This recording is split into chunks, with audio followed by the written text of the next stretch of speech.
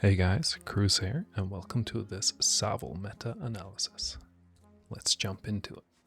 We can see that the most played faction at the moment is Dead Nations, followed by Dwarven Holds, and Knights of Avalon coming up as the first non-free faction on the third place. A bit below, Empires of Men, Greenskin Tribes, and Elven Conclaves round up the free factions. As the second and third most played non-free factions, we find Reptilian Kingdoms and Abyssal Legions. And at the bottom of the list, we find Elves, Goatmen, Demons, and at the very bottom, Ratkin clans. If we, instead of popularity, sort the list by win rate, it looks like this. At the very top, Knights of Avalon with a staggering 61% win rate. And on second place, Dead Nations, showing up at almost 60% win rate as well.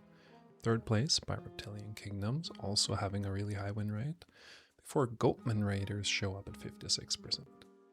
Fifth place, Abyssal Legion, barely in the positive here, slightly in front of Ratkin clans and Dwarven Holds, with Deepwood, Demons, and Greenskins following closely.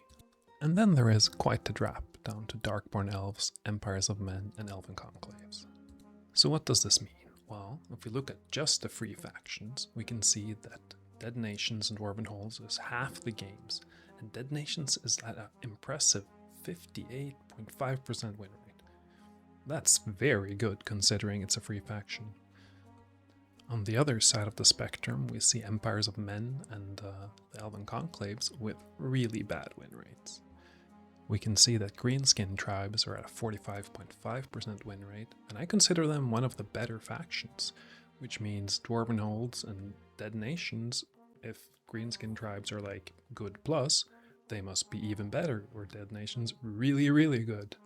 While on the flip side, all the new players trying out Empires of Men and Elven Conclaves probably lower them a bit more than they should. Like, I know some of the best players, the number one player on the ladder, he's got a really deadly Elven Conclave list, but still, it's a finicky thing to play, so the win rates make sense for the free factions. Well, except for the fact that Dead Nation seems to be doing really well. Now, looking at the non-free factions, we can see Knights of Avalon being the most popular and the one that wins the most. This makes sense. If you play the game, you probably know it a bit better, and you'd probably pay one that's currently doing really good. Reptile Kingdoms as well, 58% win rate, that is really impressive, and it reflects in their pick chair as well.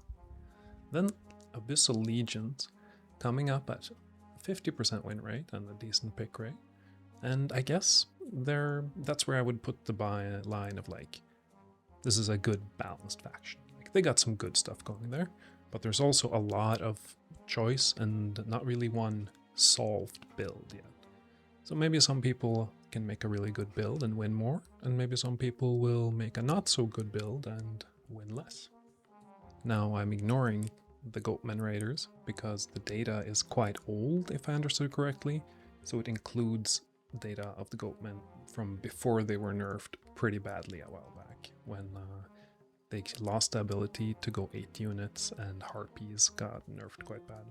Then we can see Deepwood Guardians and Abyssal Demons neck and neck. Now, I think Deepwood Guardians are being really carried by the double Treant build. Like, the Treant Elder is a big, powerful, unkillable monster, and he's just gonna straight up win your games, especially when you pair him with another Treant and a Dryad to heal him. But the Abyssal Demons being as good as the Deepwood Guardians is actually surprising too. And I mean surprising in a good way. It makes me happy to see that people are finding ways to play Abyssal Demons well. Next up, we can see Darkborn Elves, and they're in a rough spot. Like, I knew they were in a bad spot before, and this win percentage confirms it. Now, I just finished playing 10 games with Darkborn using their worst commander, the Noble, so I'm not gonna say they're completely useless, but it is an uphill struggle. And finally, the least popular faction at the moment, Ratkin clans, which really surprises me. Like, I think they're in a good spot. I think they have favorable matchups, even matchups, and hardly any straight up bad matchups. I guess the downside for Ratkin, if you're going for the highest elo possible, is that you are dependent on your dice, because you will probably be going a horde of conscripts and some long rifles, and if the dice say you're not going to win this, you're not going to win this. But with a Doom Bell and Primal Fury, the dice are usually in their favor, so it should not really be a problem unless you're trying to go for a 1k plus elo basically. So looking purely at the win rates, this is what a tier list of the factions will look like now. Now, this looks pretty nice and even, especially considering that the free factions are as evenly spread out as the not free factions. And for the bottom two factions, Empire and Elven Conclave, it's not that grim. Like, I just won a game against a 900 elo player where he played Knights of Avalon and I played Empire of Men. So I would adjust this tier list to look more like this, with Knights of Avalon and Dead Nations being the clear top dogs. So if you want to gain some elo, pick one of those two and destroy the ladder. Now, of course, the best players don't need to wait for a data dump to figure out what's good or not. And considering that Total Fuzzy Logic just became the first player to gain over 1100 elo, let's have a look at what he said he played. And would you look at that, it's the best factions. Now, I only ran into him once the last few weeks, and that was a Greenskins versus Ratkin clans game. And he did beat me, but it came down to the dice. So while these might be the best factions, don't disregard the other ones. Now, as an added treat, the developer just dropped the stats for unit win rates as well as faction win rates. So let's have a look at what the best performing and worst performing units for each faction are. And the best units might be dogs. Apparently, they're doing really well. And looking at the data, we can see that they're doing really well while not doing that much damage. Which means that their ability to just be there and be annoying in the way seems to be paying off. Now, I think the changes to dogs, where they went from 5 to 8 models and gained 1 rank of rank bonus, might really have been what pushed them to this level of efficiency. But you know, it's nice to see that there's a unit group that stands out. Now, for the top 3 factions, as expected, we now see that hunting dogs and direwolves are doing great. Surprisingly, the T-Rex and Fire Lizard are also top performers, while not surprisingly, the Spare Militia and the Saurian Spare are doing really bad. And at the bottom of the barrel, the White Guard, who got nerfed so hard by the loss of Reality Rift on the Necromancer. Now, looking at the Unicorn topping the Knights of Avalon performance list, I think that is because it's cheap, so you can get more and better cavalry elsewhere. Now, looking at the next 2 factions, Greenskin Tribes and Goatman Raiders, you'll notice that the win rates have changed a bit, and that's because ChatGPT did the math for me and inferred the win rates by looking at the unit stats instead of using the ones we could see on the image the developer posted. But we can see here that the Goblin Mob is doing really well, together with the Giant and the Wyvern. And that makes sense. The Wyvern adds extra mobility. The Giant is that fearless piece that can hold the middle of the map or wherever it is. And you can see that the Bolt Throwers and Orc Warriors are just not delivering at all. And it makes sense as well.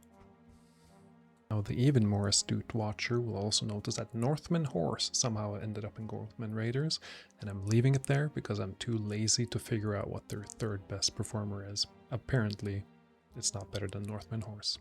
Looking at the other Goatman Raider units, we can see that the Mongrel Pack does good, the Mongrel Spares are doing poorly, and surprisingly the Minotaurs are also not doing too good. Moving on, we can see that for Abyssal Legions, the best unit is, you guessed it, dogs, followed by the best chariot in the game, and then Devil Spawn. Really, I'm gonna have to look this up. Okay, wow, apparently Devil Spawn are doing okay in Abyssal Legion. Though to be fair, the sample size is not that big for them. What is surprising for me is that Abyssal Knights are doing so poorly. I mean, they're barely better than the Inferno Cannon the dwarf somehow left in the Abyssal Legions list. Moving on to Abyssal Demons, we can see that Fire Devils and Plague Walkers and dogs seems to be their best units, while for them, Devil Spawn are just the worst, followed by Plaguelings. See, this is where I expected Devil Spawn to be. For the Ratkin clans, we can see that Ratkin conscripts is the way to go, of course backed up by a Doombell. Ratkin alphas being the worst is not surprising, but the fact that Ratkin legionnaires are doing so poorly, I find quite odd. I guess they're just too expensive for what they bring to the table. Moving to the next slide, we can see Abyssal Demons again, let's ignore them, and Deepwood Guardians, where Deepwood Riders are doing great. Those and the Treants, that's all you need. And at the bottom, Deepwood Dancers and Rangers. Having looked deeper at the unit data and the wounds per unit, we can see that units that specialize in doing a lot of wounds but not having the best defense, like the Deepwood Dancers, are not doing too good. And I guess Deepwood Rangers are similar in that regard. Expensive, elite, but can't really take a punch. And on to Dwarf Holds, where we can see that Dwarf Berserkers, the Stone Thrower, and the Flying Machine are doing good, and really at the bottom of the barrel, Deep Guard and Dwarf Warriors. And I guess that just shows the difference between an optimized list and a not so optimized list, because most of the range lists will run miners to get into good positions and onto the objective, and then apply range pressure, while maybe the not so great lists will run Deep Guard and a lot of Dwarf Warriors and just be outmaneuvered. At least that is my theory. I personally think Dwarf Warriors are good bang for the buck, like they're good defense and all, but they are not doing well. Alright, on to the worst three factions. We start with the Darkborn Elves, where Darkborn Riders are doing great, and so are Witches and Crossbows. What is not good? An Immobile Bolt Thrower and the Hydra. And the Hydra is a good example of a unit that could be good, but it's too unreliable. It has Fearless, but it runs too often. Now, if we look across to the Elven Conclaves, we can see that their version of the Darkborn Rider, the Elf Reavers, are really underperforming, and I think that's just due to the defense 3 on them compared to the defense 4 on the Darkborn Riders.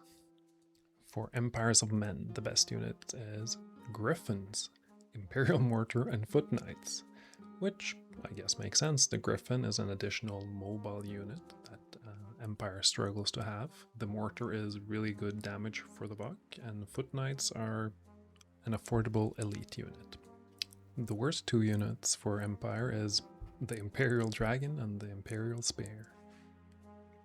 Now, dragons aren't doing so hot for Darkborn either. They only have 14 games with a dragon, and of them, only one of them won. So there might be a trend of dragons not doing too good. If we look over to Elven Conclaves, we can see their worst unit is the Ancient Dragon, followed by the Elf Reavers.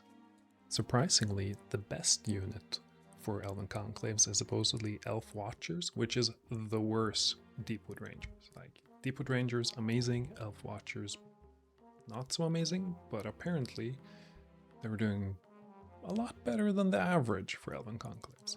And then, unsurprisingly, Elven Chariots and Dragon Knights are doing pretty good for Elven Conclaves as well.